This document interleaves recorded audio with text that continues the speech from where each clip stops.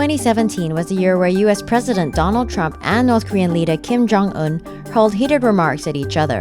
But the two seem to have made up and will meet on June 12th in Singapore. Here's a look back at their on-again, off-again relationship. He was a young man of 26 or 27 when he took over from his father, when his father died. And at a very young age, he was able to assume power. A lot of people, I'm sure, tried to take that power away, whether it was his uncle or anybody else. And he was able to do it. So obviously, he's a pretty smart cookie. In an interview with Bloomberg, Trump said he would not rule out meeting Kim and would be honored to do it, despite weeks of tough talk against the regime. North Korea conducts an intercontinental ballistic missile test launch on U.S. Independence Day, July 4th. And Trump retaliates with this tweet. Trump warns that any threat by North Korea to the U.S. will be met with fire and fury like the world has never seen. Hours later, North Korea threatened strikes near U.S. strategic military installations in Guam with its intermediate-range ballistic missiles. Kim blasts Trump as a mentally deranged U.S. dotard who will pay dearly for threatening to destroy North Korea. Trump responds with this tweet. The name-calling continues, with Trump referring to Kim as Little Rocket Man and Kim calling Trump an old lunatic. The icy relations continue. North Korea launches Hwasong-15, its third intercontinental ballistic missile test. Things have started to change this year, amid an apparent shift in North Korea's foreign policy.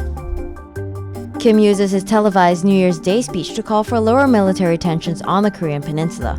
He also emphasizes that nuclear weapons will be used only if security is threatened.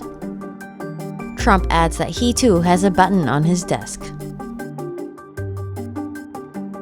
South Korean envoys who met Kim released a statement saying that the North side clearly stated its willingness to denuclearize. We will convey our President Moon Jae-in's wish to bring about the denuclearization of the Korean peninsula and permanent peace. Trump accepts Kim's invitation to meet.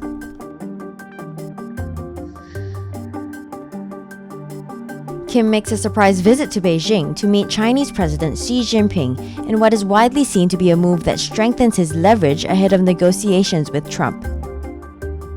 U.S. Secretary of State Mike Pompeo meets Kim in Pyongyang and covers the basic outlines and ground rules for a Trump-Kim meeting.